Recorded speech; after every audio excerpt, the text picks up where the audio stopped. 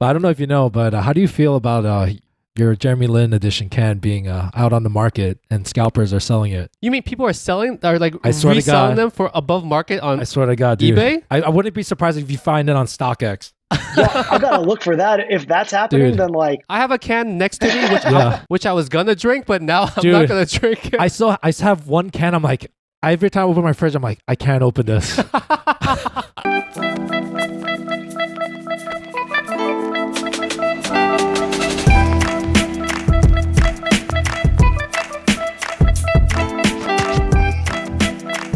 Welcome to the Worst Asian Podcast, where a couple Asian American millennials give you our shitty opinions on all things Asian.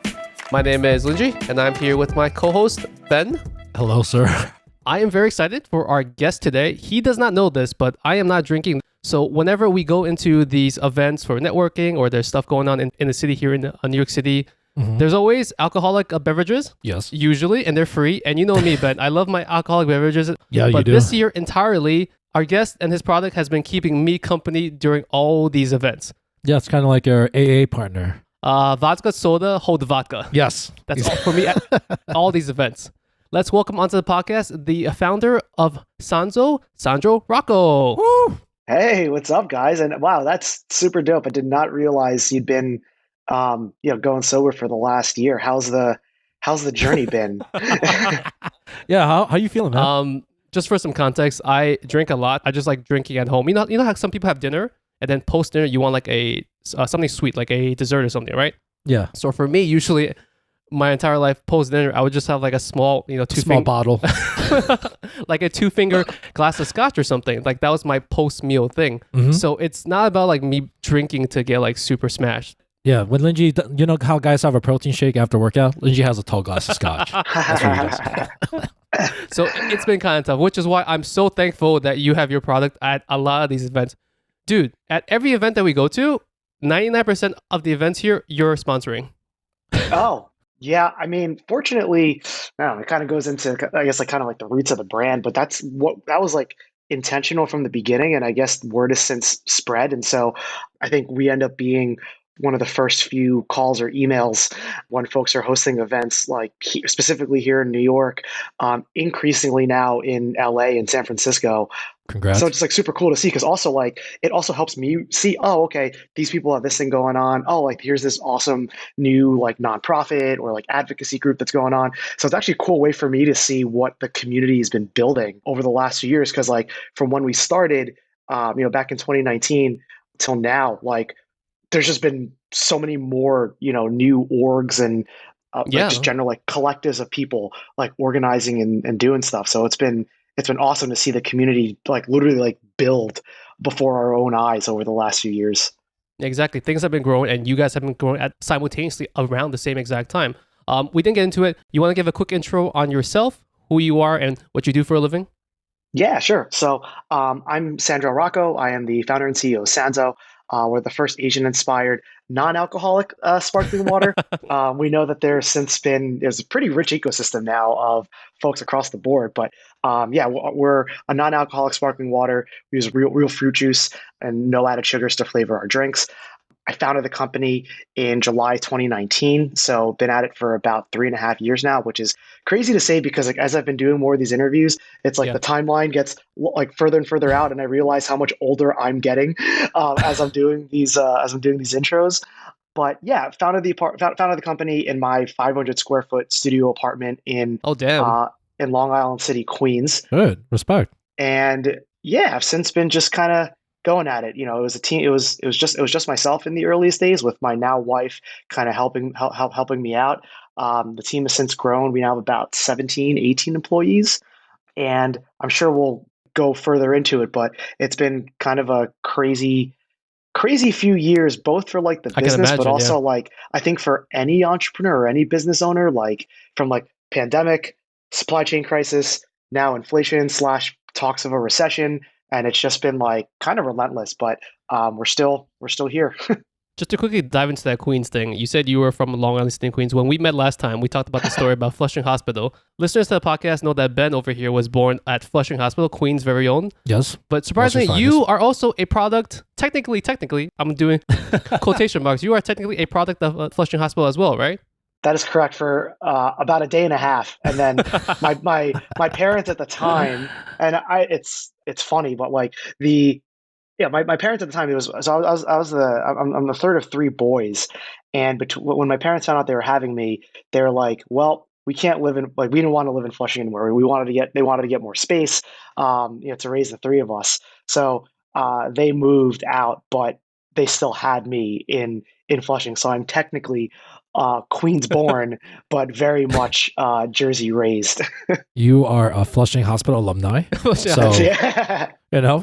it's an honor, you know? I was joking last time, like you guys were probably at the hospital at the same time together. Yeah, that's true. It's like my mom That's was fun. like yelling in the other room. Your mom was like, oh, get out of here and stuff like that. So, yeah. I think I'm good with not thinking about our parents giving birth to us right now.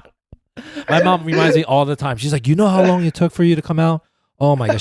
She always reminds She's me. not hold that against you for the rest of your life. For life, yo. That's why I gotta gift her. Not to say anything negative about Flushing Hospital, but most people here would rather not be born at Flushing Hospital. Like there are nicer adjacent hospitals in this area. So you and your family were the only people I've ever heard of that drove from Jersey over to Flushing to specifically go to Flushing Hospital. So my mom was still working in the city. So actually she always loves to tell me when we're walking in Soho, that like, cause I think she used to work on Prince Street, and this was still back in, the late 80s, where it was like, it's not, Soho was not a rough what neighborhood back New then. York back then was pretty rough. Yes. So like her story was like, she went into labor at the end of the workday, and so hailed her own cab to take her to the hospital. I was like, wow, that is pretty badass. I do not have that level of fortitude. And thankfully we'll never have to. Yeah, it's crazy hearing like our parents tell their stories of how tough they are, and how easy they made it look. Nowadays, like, given where we are in our lives and everything, like we're a bit more prosperous. We have access to more medical care, stuff like that. Yeah. I can imagine how much harder it was for our older generation parents to have to deal with stuff like that. Yeah. Yep. Before you started doing Sanzo, what was your career path before this? Yeah. It's pretty confused, I think one would say, about my from my coming out of college and basically throughout my entire 20s. So my degree was in chemical engineering, which really has nothing to do, very, very little to do with launching a beverage brand. It came in more handy here than it has, in any other job. But like my first role out of college was I used to work at a nuclear power plant. Dude, you're Homer Simpson. You are literally Homer Simpson. I was just gonna say the same shit. Yeah, a mug of coffee and a thing of donuts and falling asleep. Stick of uranium on the back of your shirt. Yeah. Oh my God. I have gotten that a lot. Wow. As you would imagine, though, like, and this is a good thing. It was actually not a super eventful job, which is, again, it's a good thing. You don't want your nuclear engineers to be, working very eventful days. And so, did that for 3 years. Honestly, I kind of knew within 6 months that it wasn't for me. But I graduated into the financial crisis, and that's where a lot of the better jobs, that's where the more sturdy jobs were at the time.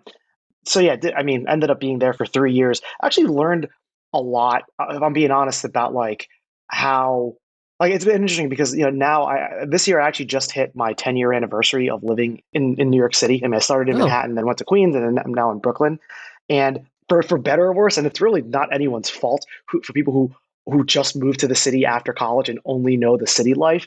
But it is interesting how different lives and mentalities about life and everything are between working out in a more rural environment and the city. Like, I'm obviously a much more city person, but like the job itself has very little, at least to me, value in what like the rest of my life will be. But if anything, it was like, having an appreciation for how folks who live in more rural environments, like what they value, like who they are as people. And it's like that was actually a pretty formative experience in how I think about even launching the Sanzo brand, because now, we're sold not just in New York City or LA or SF, but like, our distribution is becoming a bit more national. And so even when we go into places that are not along the coastal cities, like even just the terminology and like the way people think about culture is different. It's different, and it's not better or worse, but it's just having an appreciation for that. I think it definitely helped.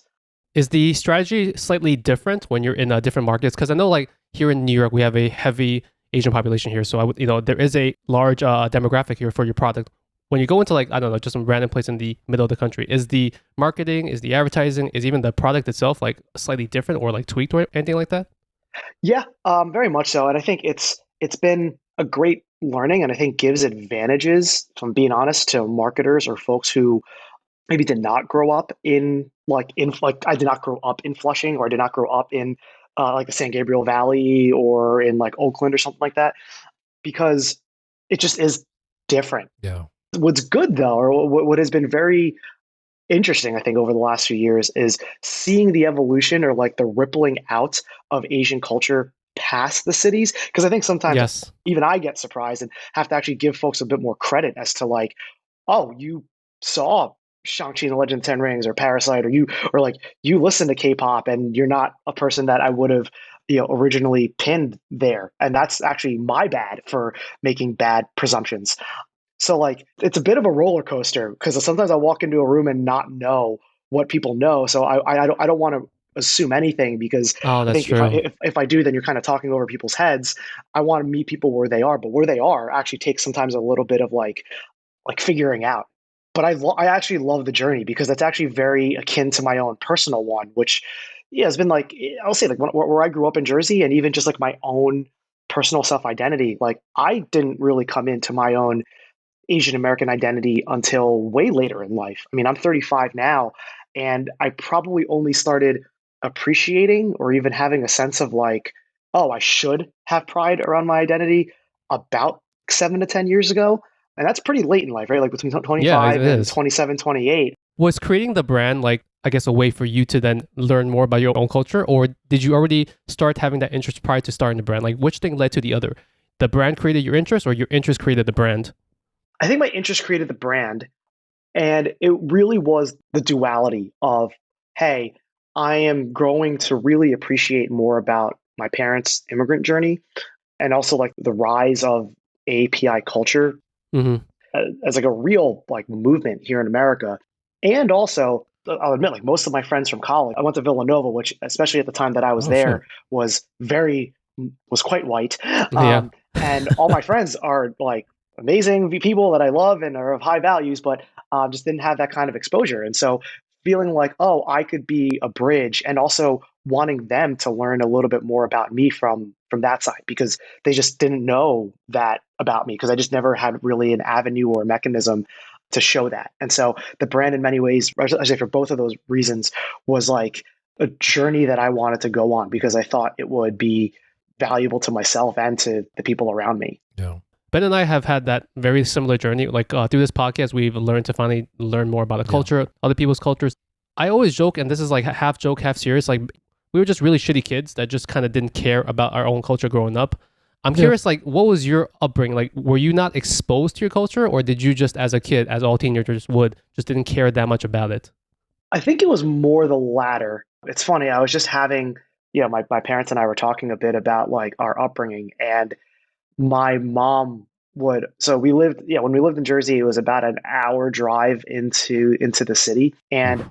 frequently my mom would want to take us to Chinatown and eat, and like really in our area of Jersey, there's like it still hadn't really developed yet, Mm-hmm. the enclaves of API families. And we were the ones who were fighting it, because we just, I think, wanted to, like, I think You, where the we were kids, were growing, fighting it.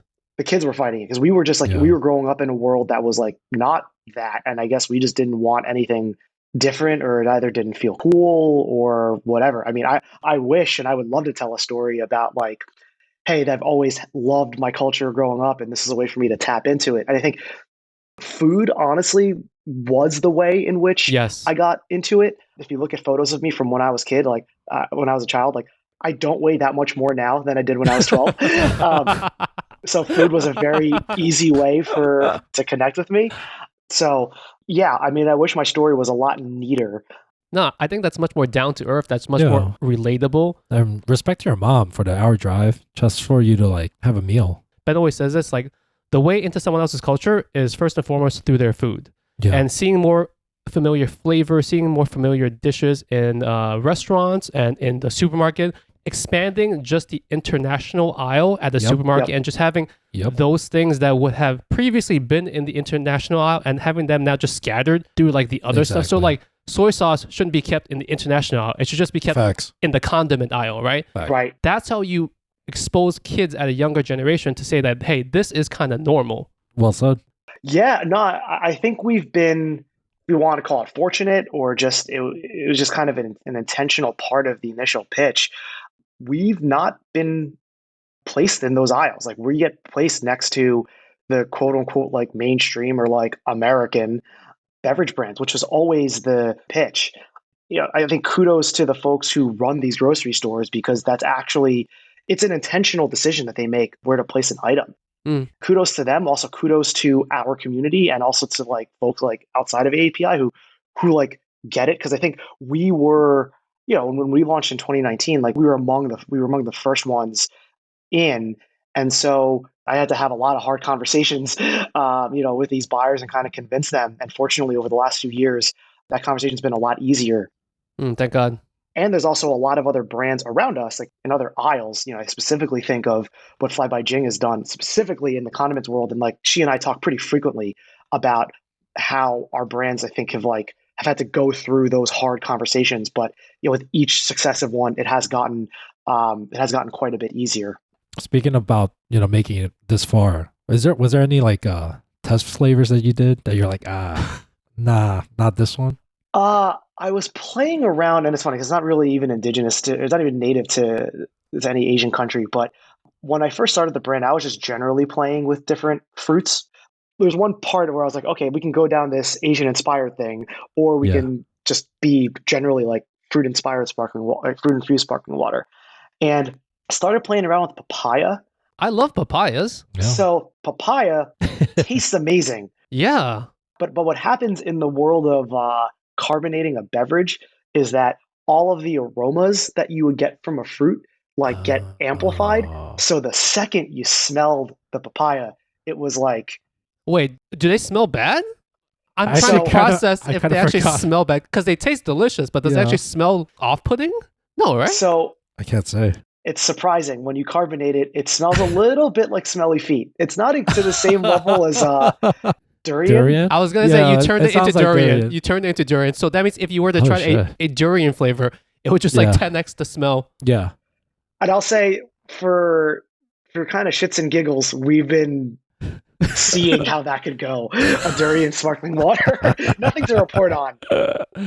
But I do have a friend who's been doing the R&D on that one, and I owe him a very good holiday present.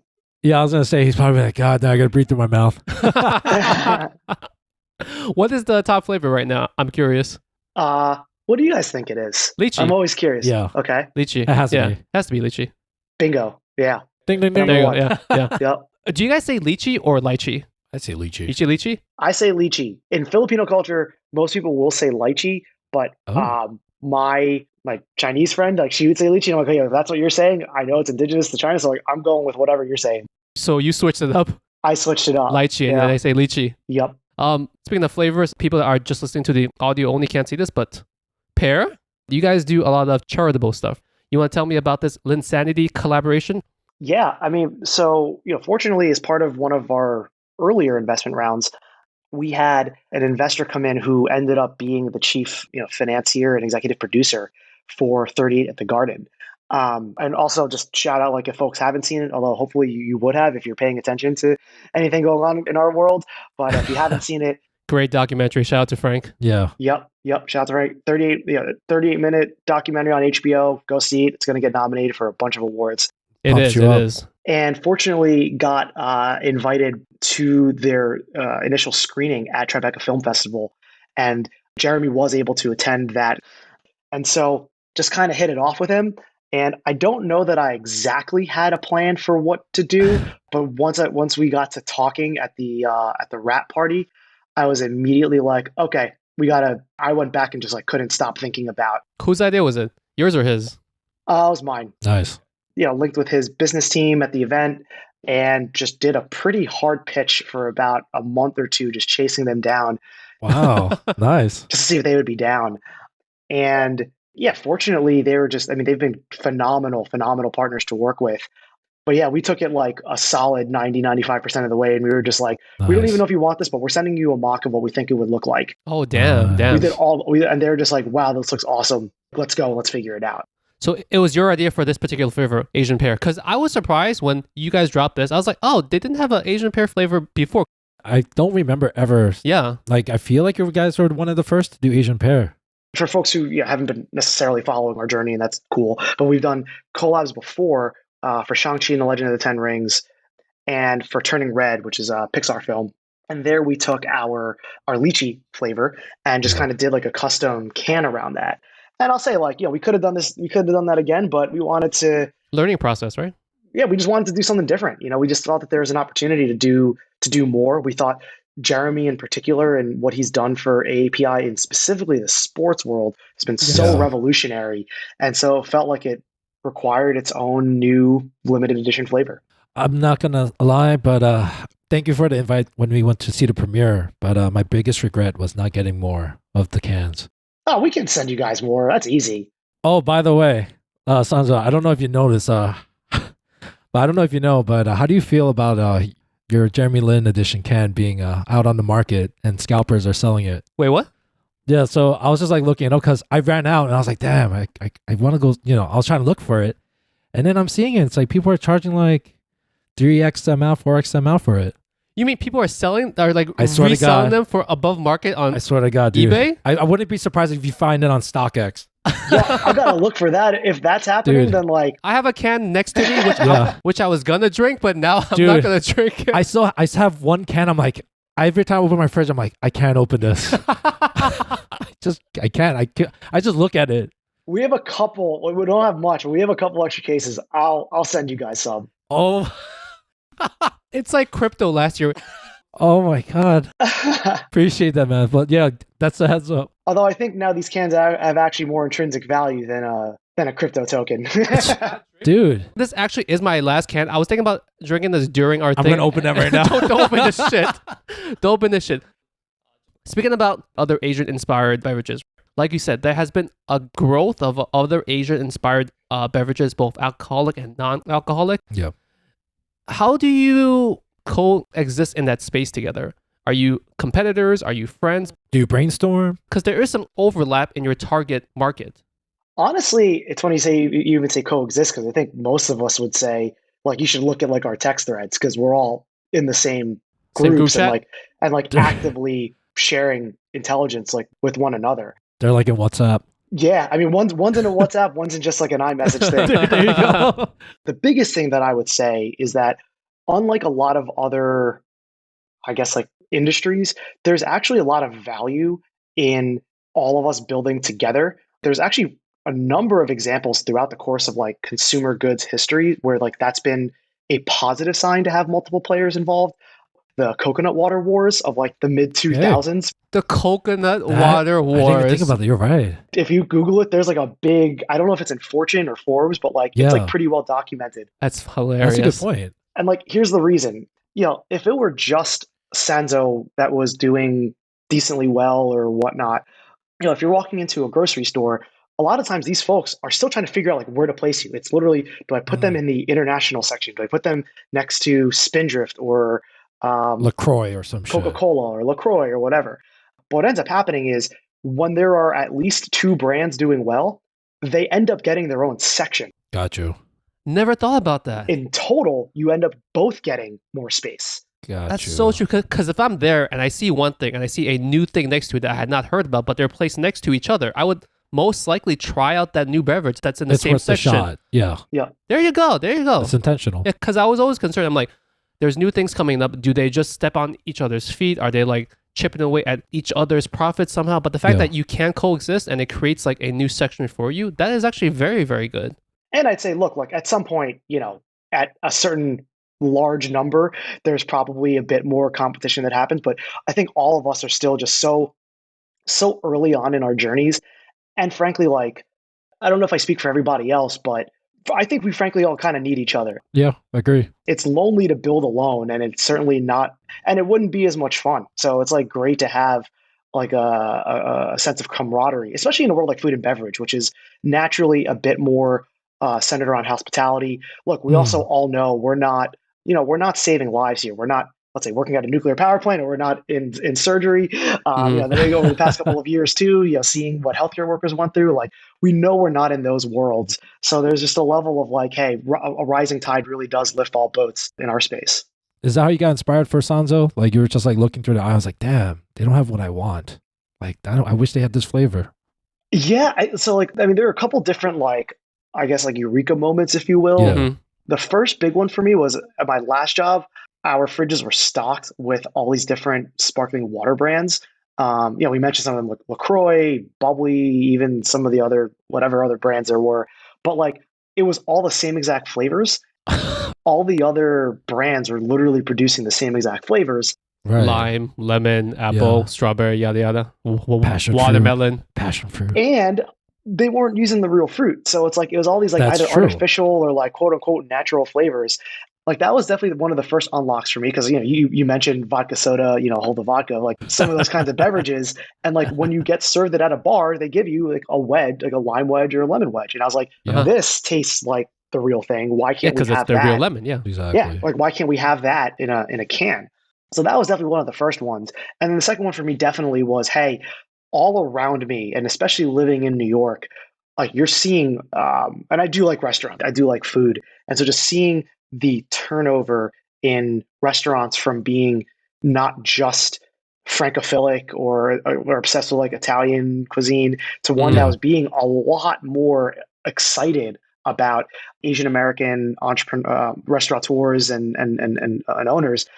Seeing that was awesome, but it wasn't yet for me reflected at all in the grocery stores. And I was like, it's like we're all eating and drinking, but why is the offering at restaurants like so far apart from what you can get in the Right. grocery stores? Any pushback from, I guess, in the beginning from non-Asian people? Because Oh, some hate. theoretically, if you're introducing a lychee-inspired seltzer water to an Asian person, they would get it. It clicks. True. It makes sense. They can picture Yeah. the flavor. They want to try it. Was there any pushback from any from the other demographics about why are you doing this particular flavor? I mean, especially from like the investor community, for sure. Like it was very hard to raise our first round of capital. I mean, it was all my money that Yeah. Right. went in to the beginning of it. I often talk about how it's like it wasn't out of lack of effort. It wasn't because I wanted to pour all of my money into it, but it was just the realities of it, and I just had such high conviction that this would be a thing. That's one of the good things about I think entrepreneurship and business is that like everyone can have their say, but ultimately, what does the consumer do? What does the customer do? And early on, we had good traction. Like in our first 10 stores, it was pulling off the shelf really, really well.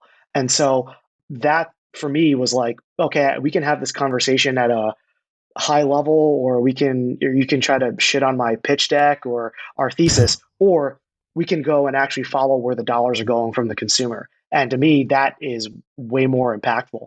And look, if they weren't picking it up, then then I would have been wrong, or we would have had to change course. But I think the thesis was true, which was, hey, like both AAPI were and I think still are dramatically underserved by consumer goods companies and brands. And also, and again, I think this is like important. It's not just API. Like over the last decade, we've seen this influx of interest from outside of our community Absolutely. into our community. And for me, like the unlock was that our manifestation is in food and beverage, but we were seeing it across entertainment, TV, film, music. Like Yeah. I often talk about how like you couldn't have gotten the box office numbers that Crazy Rich Asians got, that Shang-Chi and the Legend of Ten Rings got, that you couldn't have gotten some of the streaming numbers on Spotify that BTS and other K-pop groups have gotten from just Asian Americans. Like Of course not. Yeah. it had to be more than that. Is the fact that I guess the past couple of years we've had more movies, more faces on mainstream media. Representation, yeah. Was that a tailwind that kind of helped you guys around the same time? Because you said you guys started in 2019, right? Just before the pandemic and everything. Yeah. Oh, 100%. The underlying founding thesis of the brand was, hey, look at what is happening in these other cultural categories that lead culture, that lead discussion. It lead like TV, film, and music leads the conversation. Even though several of us in our specific cohort is very much into food and beverage, and even though your average New Yorker or Angelino or a person from the Bay Area may be more into food and beverage than your average person, if you still look at like overall interest, food and beverage and like foodie culture is like still honestly quite niche. It's gotten bigger, Yeah, it is. but It's it's very still true. it's still a bit more niche. So like what leads, right? Like what are people consuming on a daily basis? Well, especially now, it's a ton of TikTok. It's a ton of Yes. YouTube. It's a ton of Yeah. Netflix. It's Spotify, right? And so all of these folks like are leading the conversation. Like American culture from TV, film, and music, like it really is our greatest import, and it does educate and it does create Yeah. conversations. To get back to like the heart of your question, I think a lot, especially now, about what it took to greenlight Shang-Chi and the Legend of the Ten Rings and the budget that was required, and just like how awesome it was that That they took happened, that risk. that they Yeah. took that risk, and it also paid off. And so it would be lying, straight up lying, if not at least disingenuous, to say that what's happened in broader pop culture has not had a direct impact on the rise of our business. That's true. Can I ask you, were your parents freaking out when you decided, was like, Mom, Dad, I don't want to work at the nuclear plant. I want to make a carbonated beverage. Well, I'd had a couple pivots between that. So like that was my first 3 years out of college, and then I did 2 years in investment banking, and then I did 5 years at an apparel startup. Those are three very Yeah. different things. So I was actually gonna say, by the time it came around to starting a beverage company, they were just Yeah. like, we don't know what the hell you're doing. So okay, fine. Like Make up your mind. it's like we gave up like 5 years ago when you wanted to leave banking to go into apparel. So like whatever. The hardest conversation was when I wanted to leave banking and go to this apparel startup and give up. Like I took a 75% pay cut. Oh Ooh. shit. That's Any Asian parent, they're just gonna faint. that's literally like your Bitcoin. Just Yeah. But self-imposed. Yeah. yeah. Oh shit. god. Wow. Respect. That takes a lot of guts to do something Hell like yeah. that. Holy shit. It takes a certain kind of individual to give up that kind of career. I'm having sweats right now just thinking about it. Try to give up that kind of career and then try to do something completely on your own. You're picturing your which- son. I have a 4-year-old son right now. And as much as I'm more, I would say, open Logical. with the way that I think, Yeah. if my son told me that, I might faint a little bit. Is your mom now like more proud of you now that Yeah. things have succeeded? Look, it helps, but at the end of the day, too, what I've learned about them as parents, and I think this happens with parents as well, is like you guide your kids as much as possible to a decision, and then ultimately, as long as it's not like an immoral decision or unethical decision that they're making, That's true. you get behind that. And so for moving to that previous startup where it took that 75% pay cut to launching this brand, there were a lot of questions and concerns, but ultimately I very much owned the decision. And so once that happened, it was like, you can hold this. They were great parents, and they ended up becoming the biggest cheerleader that that the brand has had. Like if you see my parents, the back of their phone has all of the Sanzo stickers on it, Oh, and they're our wow. biggest cheerleaders. That's amazing. The reason it was a bit easier for me to make the decision was I had a different mindset. Ultimately, I guess it requires a certain level of self-confidence or even like cockiness. Yeah, If it you will. does. Yeah. But for me, it was, well, I already got to this point of like, I could have this career, this life if I want to. I already got here. Like I'm 26, 27, and I could be on this. And so it's like, well, if I'm already here, then like I can leave and come back and get this. Yes, I was just gonna say that too. Yeah. That's the thing too. Like when you're at that age, when you're in your 20s, Yeah. mid 20s, late 20s, that's the time of your life when you can take risks. Yes. If you want to do something crazy and that seems ridiculous to other people, that's the exact perfect time.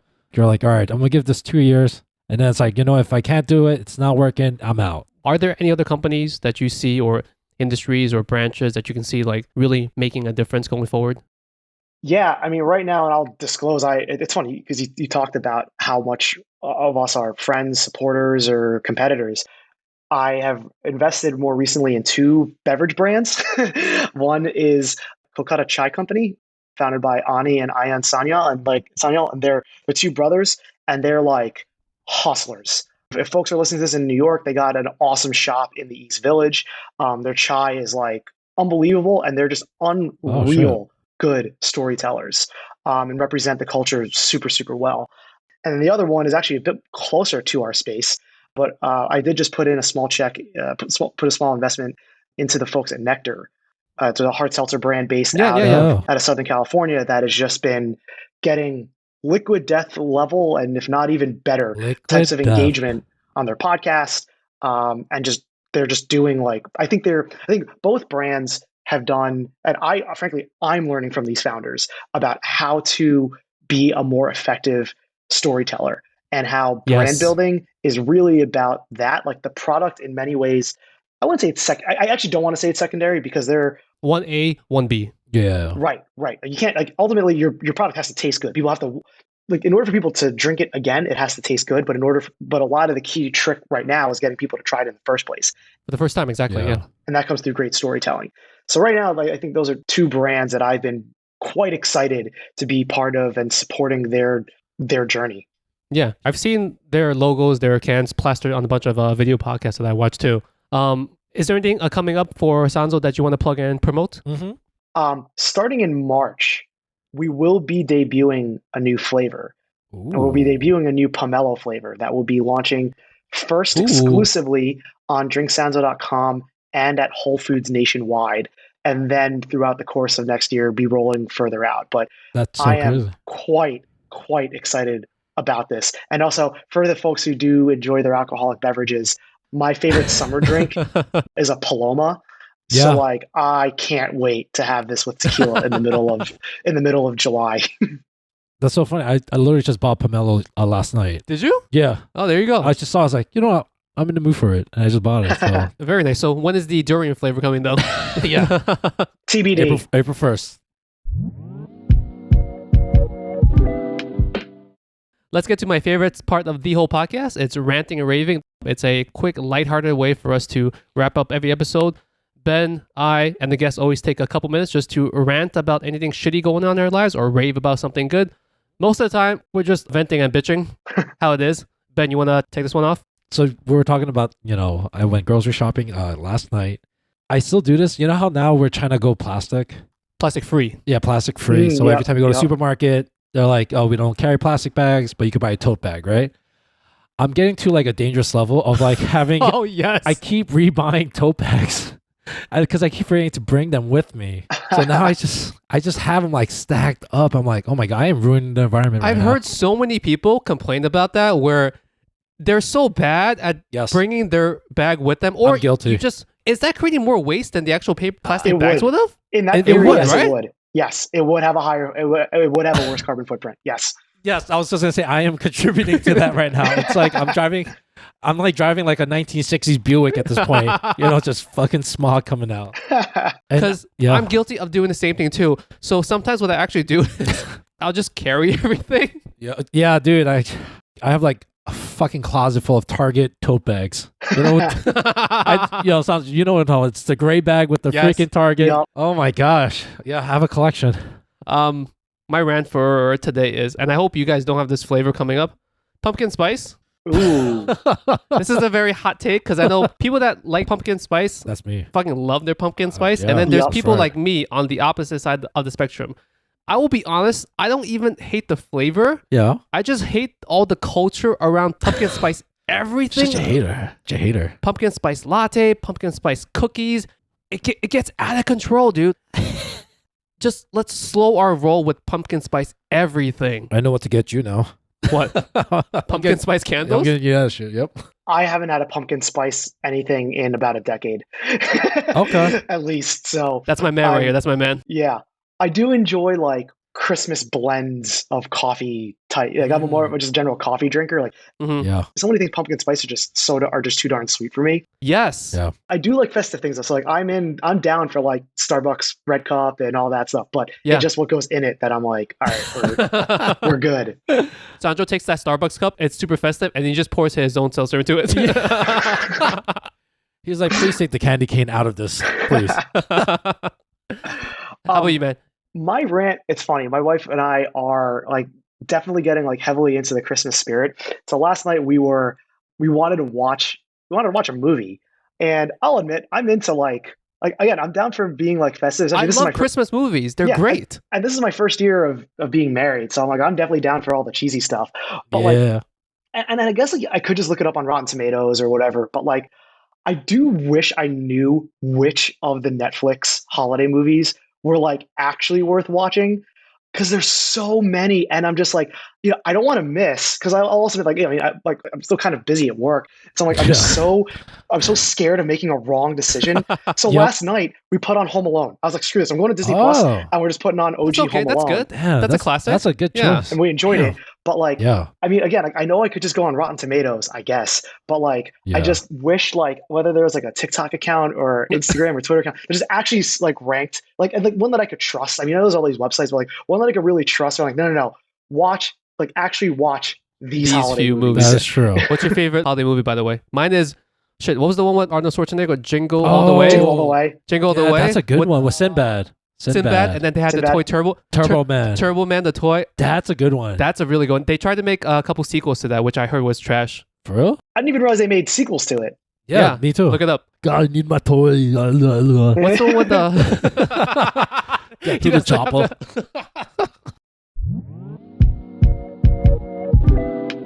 Let's get to the outro. Yeah. Sandro, man, fun conversation today. I forgot to ask you one thing. Yo. I know the answer to this.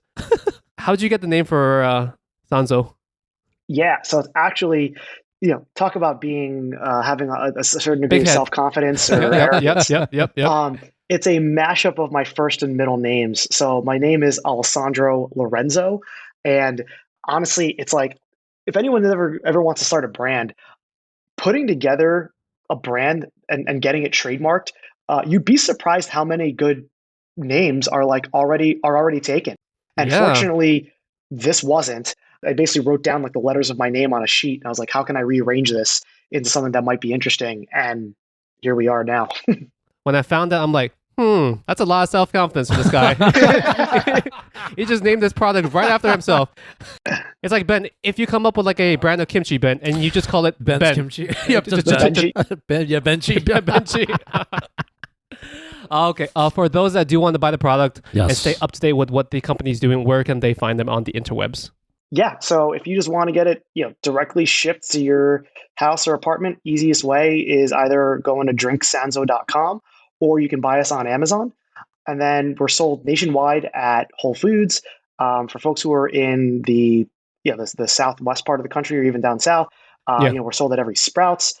And then we're also sold, if you're in the Bay Area, in every Safeway. Oh, So nice. check us Safeway, out. yes. Yeah. So check us Nice. out there. Oh, last one too. We're sold in over 1,000 Panda Expresses. So if you specifically like our Really? lychee flavor, buy our lychee at Panda Express. Oh shit. That's what's up, man.